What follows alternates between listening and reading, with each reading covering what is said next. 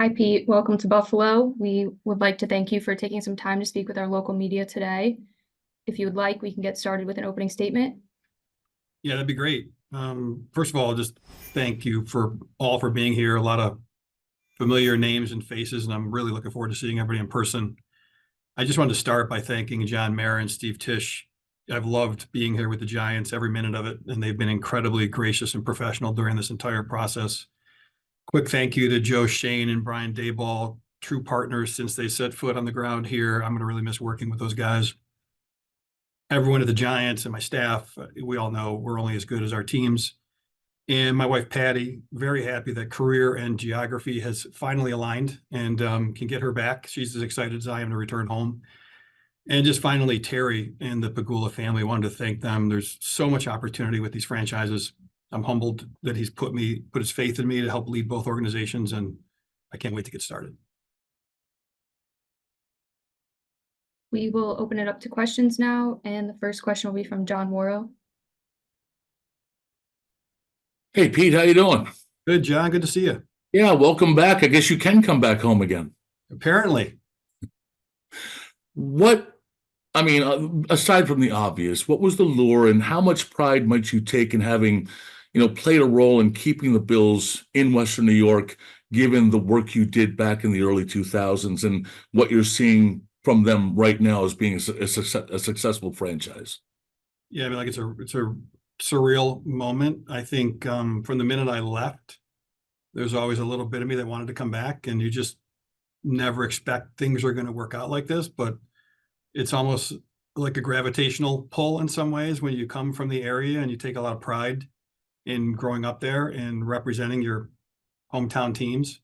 And you're right. I think there was an incredible foundation built then, and it's carried over, and all Terry and his family has done is improve upon it. And now we're looking at something like this new building in 2026 that's absolutely an aspirational project and something that the people of Buffalo deserve. So yeah, it's very rewarding and exciting to come back. And just one other question on the Sabres, given your experience in Charlotte, how much does that provide you some insight on maybe some of the challenges you face in getting this franchise back to where it should be? I can't wait to get to work on the Sabres. I really think that is the potential there, I think, is incredible. To your point, I spent 10 years working in an arena model down in Charlotte. I know exactly how it needs to operate. Those buildings are community assets. They're the staples of the city, and they're the catalyst for growth in markets if they're handled the right way. So I can't wait to get to work on the Sabres. I'm just as excited about the Sabres as I am about the Bills. Thanks so much, Pete, and welcome back. Thank you.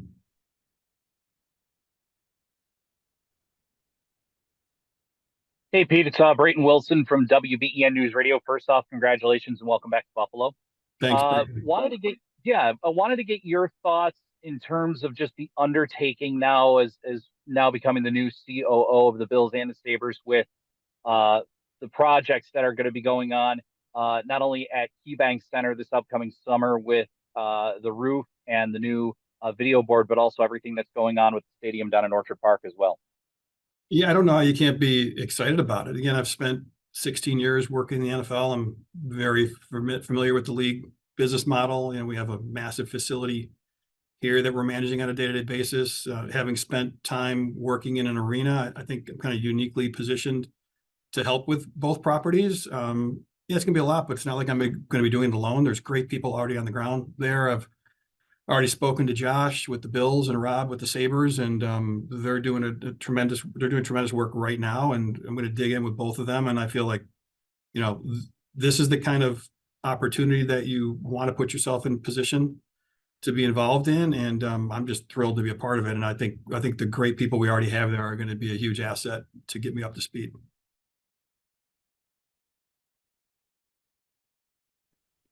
Hi, Pete. Matt Fairburn from The Athletic. Welcome back to Buffalo.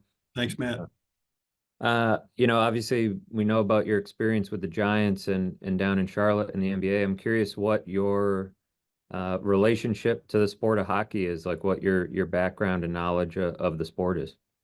Yeah, I grew up in Rochester, so I was an Amherst fan growing up, and we didn't have professional sports, high level professional sports there. So through the Amherst became a Sabres fan. It's always been my team. I wouldn't say I'm a hockey expert, Matt, by any means, but I love the sport.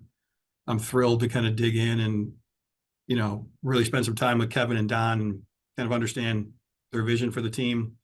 I know the team's been playing well recently. I know we got a lot of young talent and there's a ton of potential there. And like, I'm hopeful that, we get everything right with the arena, that the team is growing at the perfect time and everything comes together. I've seen it. And when that happens, it's a special time. And I was in Buffalo when that barn was full every night and the TV ratings were through the roof. So I think it's there. And I think we just have to unlock that passion again. What do you see as, obviously you'll know more as you get on the ground and have those conversations, but what do you see as kind of the biggest challenges from a business side with the Sabres as you enter this job?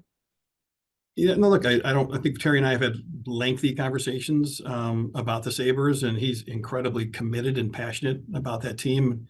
I don't think anybody wants to see it be more successful than him. I think there's some things with this arena that we need to take a look at. I mean, it's all about experience. You can't control exactly what's going to happen on the ice, but you can control what people see and do from the minute they step on the street to the minute that they're in their seat. So that'll be a focus, kind of going through that process, making sure that the experience is great, feeling like the value proposition is there. Candidly, it's not just the Sabres. Like, that building hosts 100+ events every year. It's everything that's going on in that arena that is important. So I think one of the things we'll definitely focus on, because I've heard a lot about it, is the experience of being a Sabres fan and what it's like to walk into that building. Thank you. You're welcome. Hi, Pete. Nice to meet you virtually. I'm Matt Bove with WKBW in Buffalo. Like everybody else has said, congratulations. Two questions for you. The first one being, from the time that you left in 2009, and then in the 15 years since, what's the biggest thing you've learned in the roles that you've been in that you were going to try and implement to these organizations? The NBA, especially when I got there, it's always been kind of a challenger brand. It's very entrepreneurial and scrappy. And, fortunately, I took a lot from Buffalo. We're in a small market. You really have to work hard and really strategic and smart. But the NBA at that time, I felt was almost like grad school for sports marketing. And I've just learned a lot about how to operate a franchise, how to operate it efficiently, how to make sure it's profitable, how to make sure that the customer experience is great. And then coming back to the NFL, it's all about scale. You're leveraging this massive brand in the biggest market in the country. So I think, just all those experiences together are kind of putting me in a great position to kind of come back and leverage them against both properties moving forward. So it's kind of hard to summarize it all, Matt, but it's been a lot. Like I said, going to Charlotte and spending 10 years there and literally rebuilding that operation from scratch, and then coming to the Giants and spending 5 years here and trying to modernize the business operations of a 100-year-old franchise. I've just acquired a lot of institutional knowledge that I'm looking forward to apply here in Buffalo. And how do you find a balance between the two, knowing that both of them deserve so much time and effort, but also realizing that there's only one of you and you can't be in two places at once? I think you do it with your team. The plan is, again, I'm not going to do this by myself. I'm going to come in and we're going to do some discovery around both properties. And the goal is to make sure that we're set up for sustained success with both franchises. So, I think it's about putting a team together and making sure that this is not one person who you're depending on it. Nobody should be overwhelmed, including myself. So, I've done this before. I feel confident I can come in and put a structure in place that's going to benefit both organizations. So thank you, Pete. Nice meeting you. Thank you.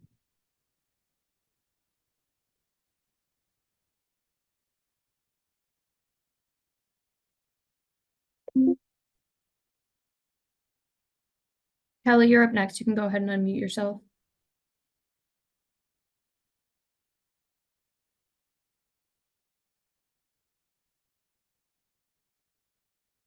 Looks like we are having some technical difficulties, so we will go to Sal.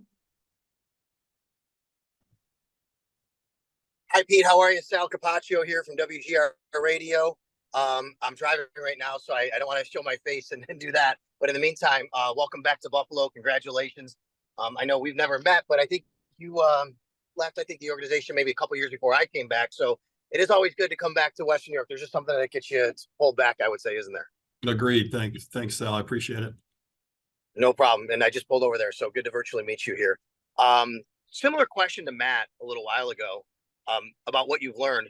how has being involved in different sports kind of taught you a little bit along the way? Because obviously they are all a little bit different. What can you take from the NBA that you can take to the NFL? And I believe even like a soccer background in some respect as well. And now even to the NHL, like, I don't want to double up on the same question, but they are different, obviously. What can you learn about how they can operate kind of the same in a business model, but they are so different? Yeah, I mean, look, the disciplines and the business verticals are similar, right? It's really just a different product. Probably the biggest adjustment was moving from the NFL to the NBA and moving into more of an arena model again, where you're not necessarily just focused on the team. The team obviously critically important, but we had a lot more going on than just that.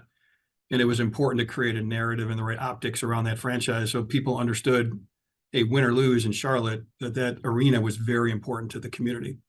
And so that's something that I can clearly bring back here.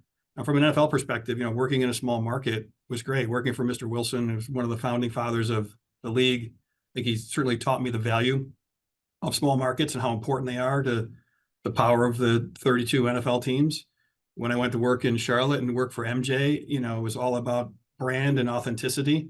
And I learned a ton from him. And then coming to New York, where, you know, John and Steve and John's family are really stewards of the league and understanding, you know, how important the league model is for the business. So I think the culmination of all that experience and bringing it all to bear in a market like Buffalo is going to be really important. Like, there's a lot of big projects and a lot of opportunities, but when you're in a smaller market like Buffalo, you just got to work harder. You got to be better. You got to be more strategic. So I'm hoping that everything that I've learned is going to help us put these properties in the absolute best position.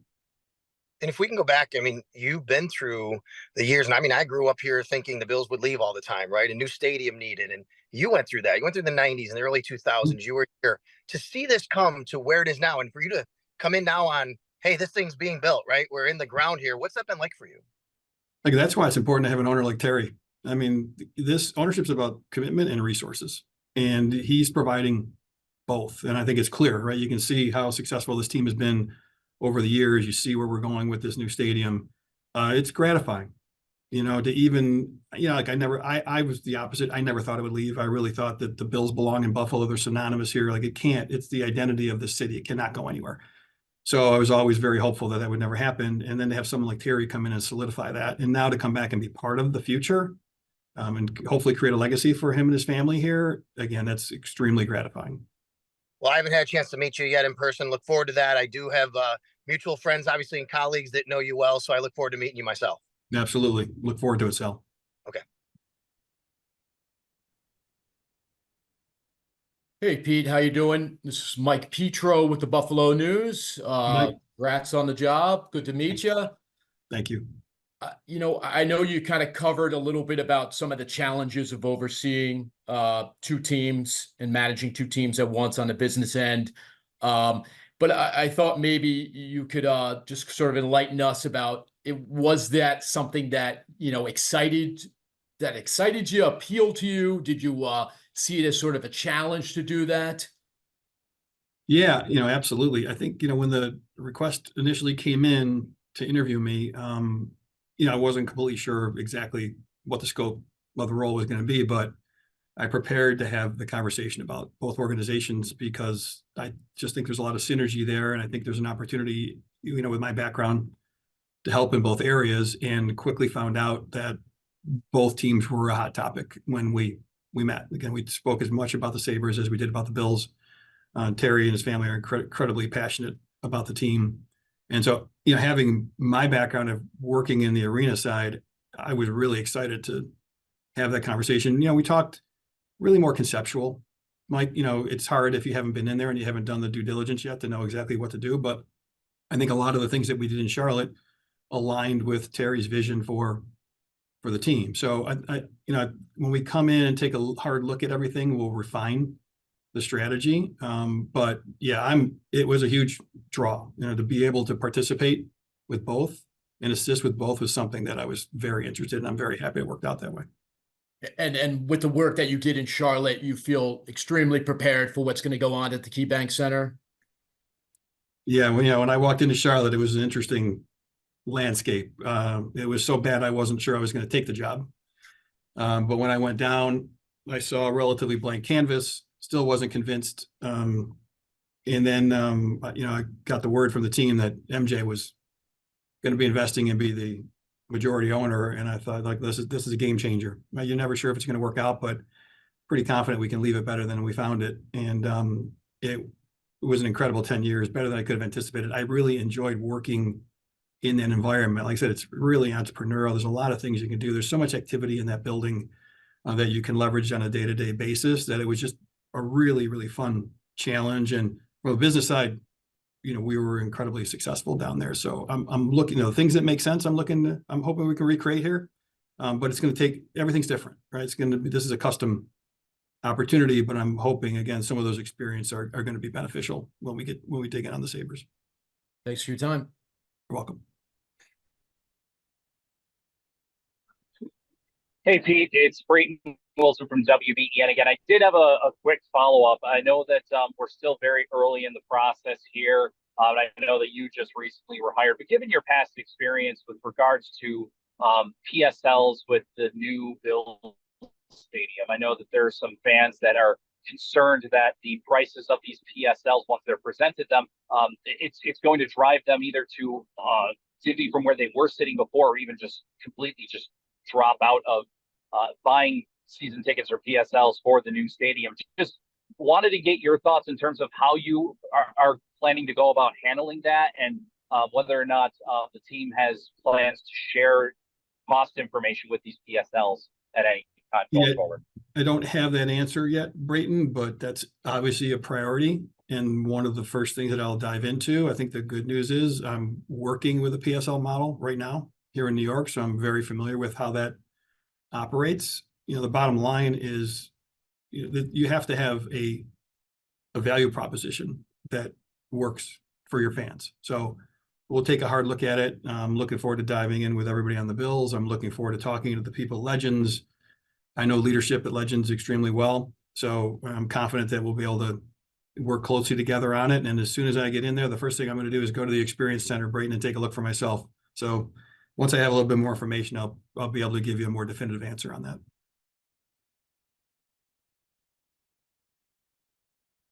Hey, Pete, John Worrell once again. Just want to give you a... Pete? Hello? Pete? Yeah, I can hear you, John. Okay, good. I want to give you a chance to just kind of expand on an answer that you gave earlier on wanting to talk to Kevin and Don about, just the Sabres in that sense. I guess I just wanted to you're still on the business side and Kevin still answers to Terry, and that's my assumption. And it's always been a touch point of conversation among Sabres fans about the value of having a team hockey president of operations. Just want to get your thoughts on that, because the Bills have done well without a president of football operations. What are your thoughts about that position now that you're entering this new role? I think our setup's going to be great, John. I've worked in this environment before. I've already been in contact with Kevin. He's been great. He's down at league meetings right now, and we're going back and forth, sharing information. I know Terry is a huge fan and big proponent of what Kevin's trying to build there. So I think the model where somebody's operating the business and somebody is operating the performance side, and they tree up to the owner, honestly, to me, is the preferred model. And I've seen it in multiple sports, and I know it works if you have the right people. And I'm highly confident that Kevin and I are going to collaborate very closely. I'm really excited to work with him. He was been on the ground for a while. He was doing a lot on the business side. He's going to be an incredible resource to get me up to speed. And I'm just excited to work with him. And I think that model, in my history, in my experience, is a good one. Thank you. You're welcome. That is all the questions we have for today. Thanks again for your time, and welcome back to Buffalo. Thanks, everybody. Look forward to seeing you guys soon.